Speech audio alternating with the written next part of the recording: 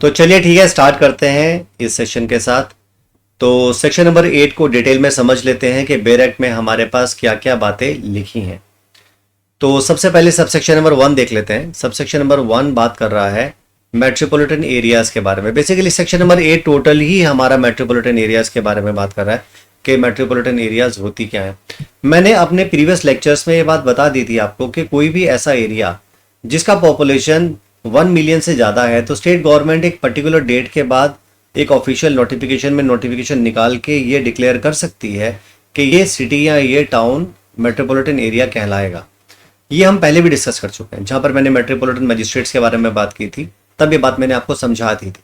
तो आज हम स्पेसिफिकली सिर्फ मेट्रोपॉलिटन एरियाज के बारे में ही समझ रहे हैं कि ये मेट्रोपॉलिटन एरियाज होते क्या हैं।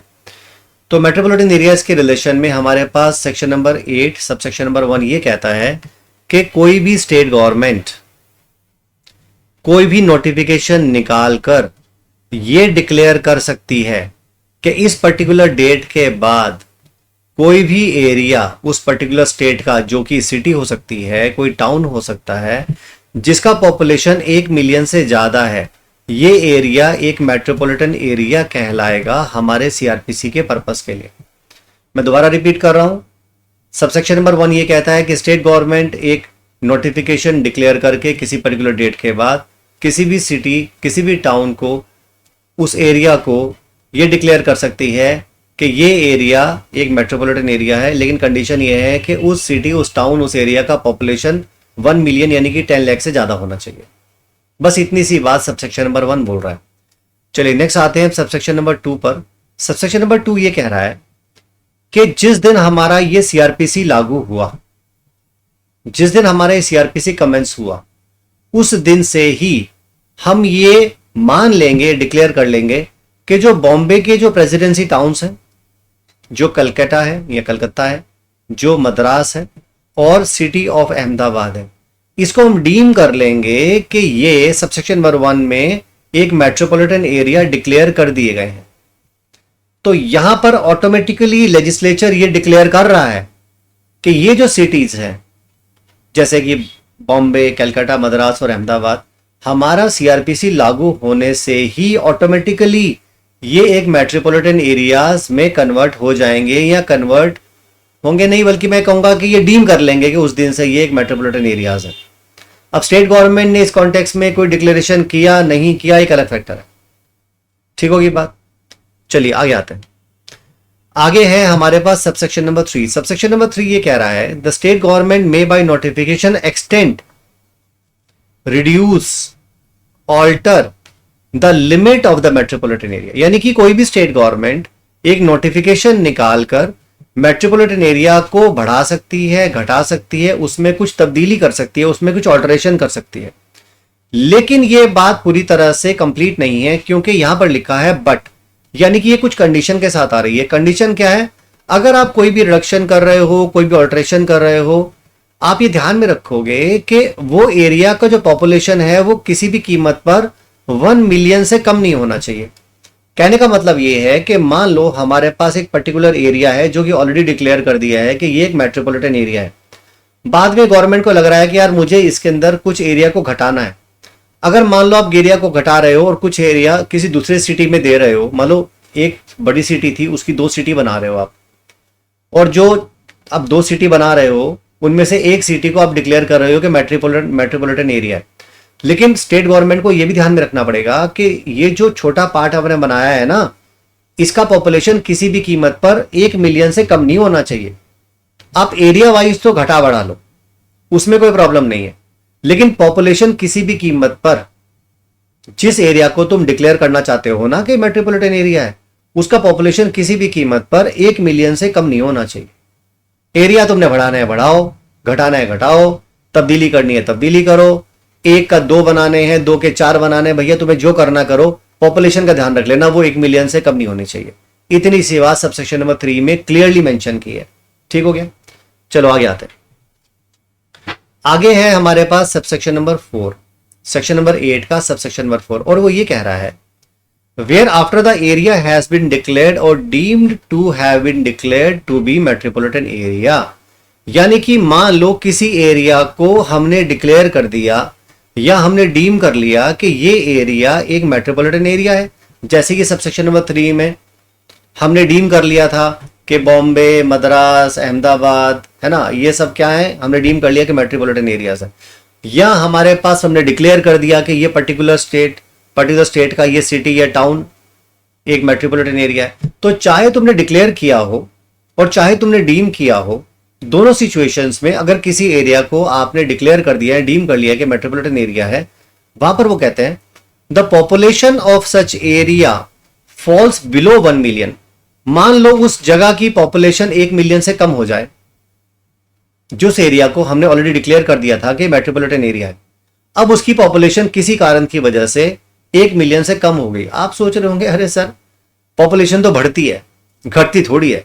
अब मान लो कोई एरिया हमने डिक्लेयर कर दिया मेट्रोपॉलिटन एरिया, उसकी पॉपुलेशन ऑलरेडी ही 1 मिलियन से ज्यादा थी, तो पॉपुलेशन थोड़ी कम होती है, हो सकती है कोई मैसेकर हो जाए, कोई बॉम्ब फट जाए कहीं पर, मान लो कहीं पर कोई प्लेग फैल गया, कोई जैसे कोरोना आ गया था, आप लोग सब लोग को पता ही है, इस तरह की कोई कॉन्टेजियस डिजीज फैल जाए, मतलब कारण कुछ भी हो सकता है, उसकी वजह से पॉपुलेशन मान लो कम हो जाए।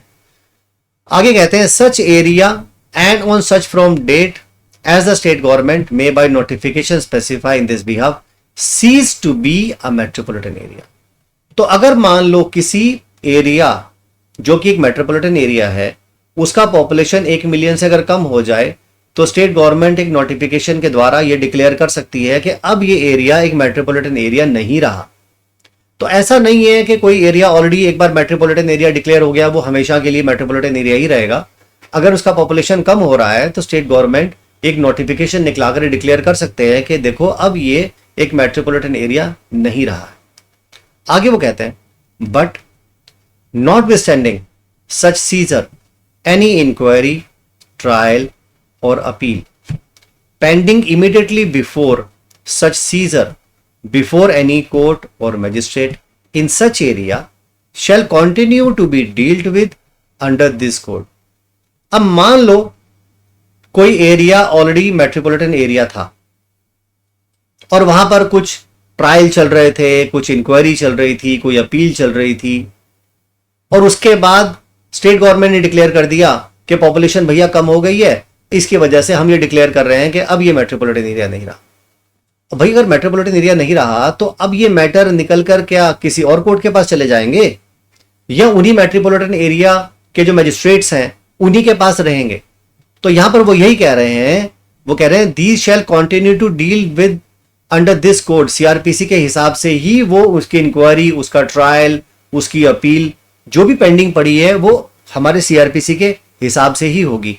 और कैसे होगी? ऐसे होगी जैसे कि ऐसा कोई सीजर हुआ ही नहीं था।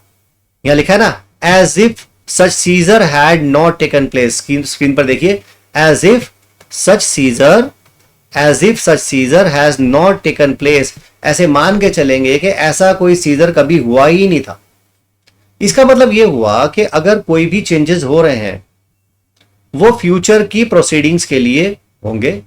अगर पास्ट ट्रांजैक्शंस कोई ऑलरेडी चल रही हैं वो उसी तरह से चलती रहेंगी जैसे कि इस सीजर से पहले मेट्रोपॉलिटन एरिया ना रहने से पहले, यानी कि जब मेट्रोपॉलिटन एरिया था उस समय जो चल रही थी वो उसी के अनुसार ही चलेंगे। वो जो भी प्रोविजंस सीआरपीसी के लग रहे थे वो सेम लगेंगे।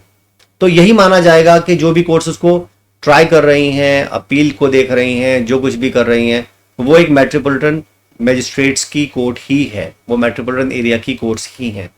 ऐसा बोल रहा है सबसेक्शन नंबर 4।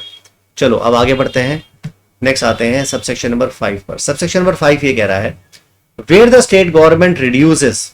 मान लो स्टेट गवर्नमेंट ने किसी एरिया को घटाया है, मान लो किसी एरिया को बदला है, जैसा कि हमने सबसेक्शन नंबर 3 में बताया अभी ऊपर। तो यहां पर वो कहते हैं the limits of any metropolitan area thus such reduction और alteration shall not affect any inquiry, trial और appeal pending immediately before such reduction. यानी कि अगर स्टेट गवर्नमेंट ने किसी एरिया को बढ़ाया, घटाया, कुछ भी करा, तो उसकी वजह से अगर कोई भी इंक्वायरी, ट्रायल या कोई भी अपील उस कोर्ट्स में पेंडिंग पड़ी थी, ठीक है, तो उस पर कोई भी प्रभाव नहीं पड़े, वो ऐसे ही चलेंगी जैसे कि पहले चल रही थी। or alteration before any court or magistrate, and every such inquiry, trial or appeal shall continue to be dealt with under this code as if such reduction or alteration had not taken place. तो जो भी कार्रवाइयां इस scissor से पहले चल रही थी और जिस तरह से चल रही थी वो उसी तरह से चलती रहेंगी, सीआरपीसी के प्रोविजंस उसी तरह से लागू होते रहेंगे जैसे कि वो मेट्रोपॉलिटन एरिया को अब सीज अपॉन नहीं की है। यानी कि ऐसे ही मानेंगे जैसा कि मेट्रोपॉलिटन एरिया अब भी वो मेट्रोपॉलिटन एरिया है, वो ceases to be metropolitan area नहीं हुआ है। So this is what is mentioned in subsection number 5। अब इसका एक्सप्लेनेशन भी उन्होंने दिया। अब पॉपुलेशन का क्या मतलब है, यहां पर देखिए इन्होंने कहा in this section expression population. Population का क्या मीनिंग है? पॉपुलेशन का मतलब है, वो कहते हैं population as ascertained in the last preceding census. जो भी लास्ट प्रीसीडिंग सेंसस, जो भी जनगणना पहले हुई होगी, उसमें जितनी पॉपुलेशन कैलकुलेट होकर आई होगी वही पॉपुलेशन हम उस एरिया की मानेंगे। ठीक है, तो ऑफिशियल गजट में जो भी लास्ट सेंसस में जो पॉपुलेशन कैलकुलेट होकर एसरटेन की गई होगी वही पॉपुलेशन उस मेट्रोपॉलिटन एरिया की हम इस सेक्शन के पर्पस के लिए मानेंगे। सो this is what is mention in explanation. So that is all जहां तक हमारे सेक्शन नंबर 8 का सवाल है। मैं उम्मीद कर रहा हूं आपको ये पूरा लेक्चर अच्छे से समझ में आया होगा। जल्द ही मैं आपसे मिलूंगा नए सेक्शन के साथ जो कि सेक्शन नंबर 9 ऑनवर्ड्स होंगे। तब तक के लिए मुझे परमिट कीजिए। Thank you so much. जय हिंद, जय भारत।